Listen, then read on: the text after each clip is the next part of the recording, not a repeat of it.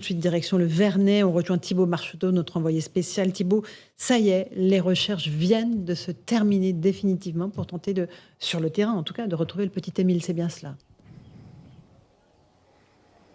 Effectivement, Laurence, on avait vu il y a 1 heure des camions de gendarmerie partir de cette zone de recherche. Le communiqué du parquet de Digne-les-Bains vient d'arriver et nous confirme que ces recherches sont définitivement arrêtées et elles n'ont pas permis à ce stade de découvrir de nouveaux éléments. Voilà ce que nous dit le parquet. Et donc, comme annoncé hier par le procureur de la République, cette enquête, ces investigations rentrent dans un nouveau temps, celui de l'analyse de la masse considérable des informations et des éléments collectés depuis 4 jours.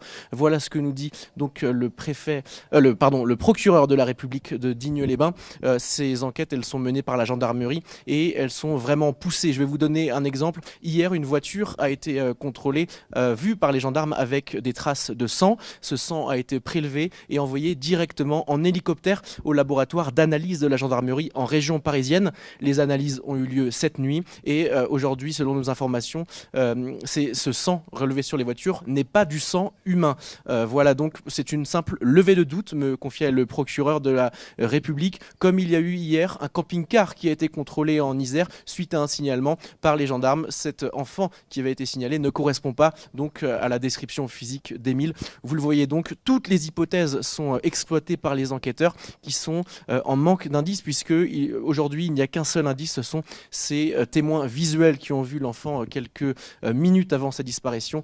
Toutes les pistes sont exploitées par les enquêteurs, mais pour l'instant, l'enquête n'avance pas et les recherches viennent donc de se terminer ici au Vernet. Merci pour vos explications, Thibaut Marcheteau, en direct du Vernet. Commissaire Vallet, on se trouve face à un mystère. On ne recherche plus sur le terrain le petit Émile. Là, c'est la police scientifique, c'est le bornage des téléphones portables. C'est ça qui va permettre d'avancer, peut-être ? Oui, quand on voit la tête de ce bout de chou sur vos écrans, effectivement, on aimerait le retrouver vivant. Et puis, à cet âge, effectivement, il devrait être auprès de sa famille plutôt qu'être en train de rechercher par les gendarmes. Parce que la crainte aujourd'hui, c'est que l'abattu et tous les dispositifs de recherche qui ont été engagés par nos camarades de la gendarmerie n'ont malheureusement pas permis de le retrouver. Et par habitude judiciaire, si j'ose dire, expérience professionnelle, malheureusement, quand on retrouve pas un enfant dans les premières heures, voire les premiers jours, effectivement, on bascule sur une autre phase qui est celle de la justice. Alors, le reporter j'ai plus son prénom, et le reporter Thibaut qui parlait, il disait que l'hélicoptère avait pris les prélèvements et transporté en région parisienne, c'est à Pontoise, à l'Institut de recherche criminelle de la gendarmerie nationale, où effectivement ça va être traité en priorité de manière à ce qu'on puisse avoir des résultats très rapides. Et dans pareille situation, effectivement, chaque minute, chaque heure, chaque jour compte, parce que c'est d'autant plus de terrain et de temps qu'on perd et qui seront à notre défaveur pour retrouver ce petit enfant, ce petit bambin. Ne se volatilise pas, Karim Zerébi. Il y a forcément quelqu'un qui sait quelque chose, qui sait ce qui s'est passé. Mais c'est évident, mais je crois que les enquêteurs font un travail de fourmi. Donc le spectre est toujours très large au départ, et puis petit à petit, il se resserre, et il est normal que nous ne sachions pas tout. Mais pour le bien de l'enquête, je veux dire, et je crois que ce qui est diffusé, c'est ce qui est autorisé à être sur la place publique. Mais par ailleurs, il y a des choses qu'on ne sait pas. Et il est préférable que nous ne les sachions pas. Parce que l'enquête, elle se mène aussi dans le secret, dans la discrétion. Il y a peut-être des auteurs de méfaits qui écoutent tout ce qui se dit dans l'actualité. Il est bon qu'ils ne soient pas au courant de la manière dont les enquêteurs mènent leurs investigations. Donc voilà, il faut leur faire confiance. On a de très très bons enquêteurs. On l'a vu dans plusieurs affaires. Donc une capacité parfois à avoir des affaires avec des rebondissements, parce que nos enquêteurs font un travail de fourmi avec la police technique et scientifique, avec les témoignages, avec les interrogatoires. Donc là, on sait qu'il y avait une 20aine de personnes dans le domicile appartenant à la famille. Ils vont tous être passés au peigne fin, interrogés. On va voir s'il y a de la cohérence, s'il y a de l'incohérence, des contradictions. Donc, et ça, c'est un travail minutieux. Respectons le travail des enquêteurs.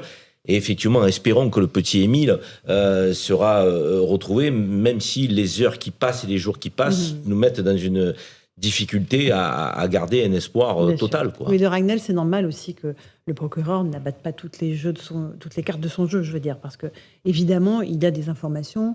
Là, il a décidé, il a fait un communiqué ce soir et il a dit qu'il arrêtait toute communication pour l'instant médiatique. C'est-à-dire que là, il va falloir laisser le temps aux enquêteurs de progresser pour arriver à la vérité.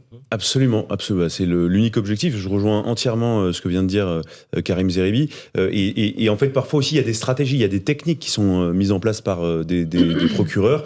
Il y a, par exemple, il y a peut-être une stratégie qui consiste à ce que on laisse croire, je sais pas, à des membres de la famille que surtout ils n'intéressent pas les policiers et les gendarmes, et donc les membres de la famille vont communiquer de manière plus libre au téléphone. Ce que vous nous avez appris, c'est qu'il y avait beaucoup de membres de la famille sur place, et pas Exactement, seulement les voilà. Et nous, on ne grands-parents. savait pas. Ça pour le coup, Rappelez-nous ça, oui. on l'a appris aujourd'hui. Karim l'a évoqué tout à l'heure. C'est qu'il y avait donc en fait, l'enfant n'était pas seul avec ses grands-parents au moment de sa disparition. Il y avait une fête de famille avec une vingtaine de personnes, des cousins, des cousines. Des oncles, des tantes. Voilà, donc cette information, le procureur aurait pu nous la donner, on ne l'avait pas. Et voilà, ce qui est intéressant, c'est qu'il y a une vraie stratégie qui est mise en place pour travailler de manière un peu en souterrain, en sous-marin, pour éviter d'éveiller l'attention sur un élément quelconque, et ce qui permet d'ailleurs souvent d'avancer pour éviter de polluer en fait l'enquête. Mais bien sûr, et parfois ces énigmes judiciaires prennent du temps avant de trouver leur résolution.